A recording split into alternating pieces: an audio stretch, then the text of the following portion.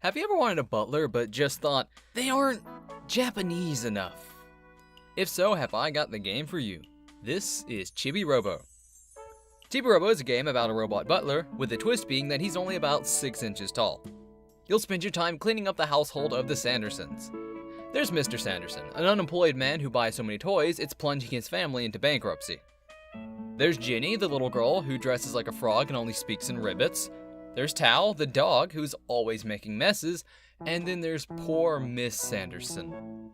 She spends all of her time cooking, cleaning, and balancing the family's limited budget, all while her husband spends all day watching cartoons. Good luck, honey. The relationship between the family, as you can guess, is pretty strained. Mr. S's unemployment is making things pretty hard for the family. It's bad. So bad, in fact, that at one point, Miss S actually threatens to divorce her husband.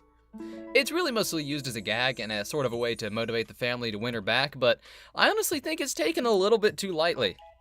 Like, divorce is a pretty serious thing, especially when there's a child involved. It's not just like, ha ha ha ha, divorce, so funny. But what is your role in all this, you may be asking? Well, you're a butler, so you clean, which is actually a lot more fun than it sounds.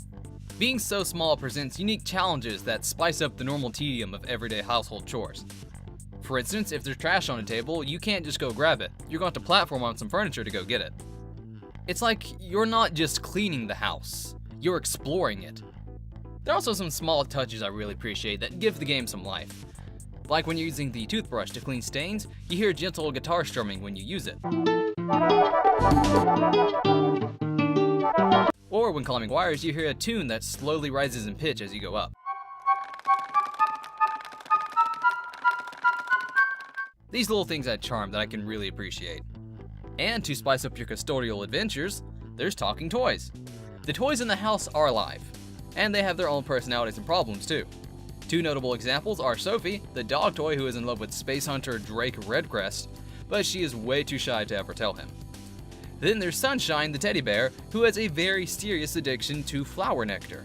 Like, drug addiction bad. He goes into fits of rage, depression, and even mania when he's in withdrawal. Hell, I even remember at one point I gave him some, and he got so excited he actually pissed himself. Jesus, dude, you need help. Cleaning and toys aside, the best part of this game is exploring the house.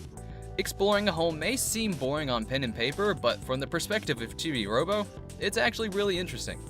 The decorative water fountain is more like a waterfall ruin to Chibi Robo. The house's wall buildings are like mountains. And, speaking of the house, I think part of the reason the Sandersons are broke is because they live in a fucking fun house. For instance, the kitchen has its own spotlight so that there can just be a tiny little flower garden in the house. The daughter's room is pink from head to toe, and it has a dollhouse that's bigger than she is. There's a miniature waterfall upstairs. Then, another thing that got me are these shelves in the master bedroom that have a lever attached to them, which you can use to rotate the shelves, revealing 4 more shelves, which are empty, by the way. Did fucking Willy Wonka design your house? How much did this cost? One thing I'd also like to mention are chibi doors. They are just spread around the house, and it's never explained why they're there. They are kind of cute, though. Considering everything else about this game, I'm actually pretty interested to see what sort of cute and charming things in there. Oh, what? I don't like this. It's just a dimension of eyeballs. What the fuck is this? Oh, get out! Anyway, as you're exploring the house, you end up finding a giant, or relatively giant robot in the basement. Turns out this was another robot, yes, they bought 2, that the Sandersons owned, but they had to deactivate him due to him using too much power. Chibi Robo takes on himself to make enough money to charge the battery out of his own pocket. And how much does it cost to charge that battery once? Fucking $10,000. My god, no wonder they turned him off. Not only that, he's missing a leg. So after charging up his battery, I'm off to find his leg. It's in a briefcase upstairs with some other scrap metal. Oh my god, robot spiders. The fuck are these? These things end up taking over the house and then forcing the family to barricade in the living room. Here you find out that Mr. Sanderson is an engineer and he made these things.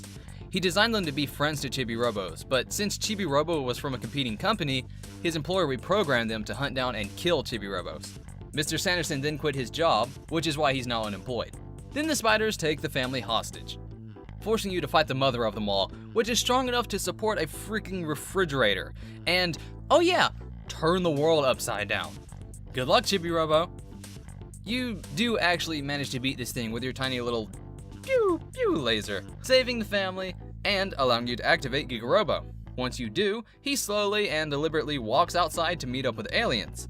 Yes, aliens. Turns out Giga Robo came into contact with aliens.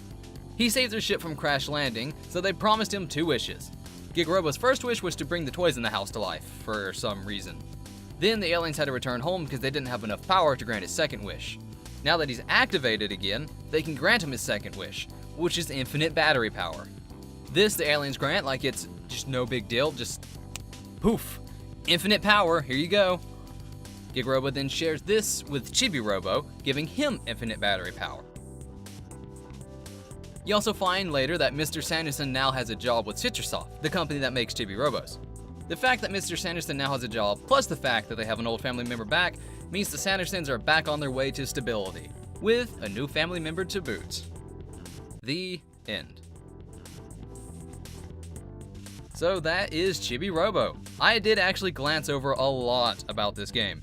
All the family members and toys have more personality and arcs that I didn't mention. Also, there's way more to explore in the house that I didn't go over. This game is genuinely fun. It's an interesting and very whimsical look at an average family's home that I feel most people will appreciate. This game was ignored by way too many people, and I honestly think it should be way more popular than it is. If you tried it, I'm pretty sure you'd like it.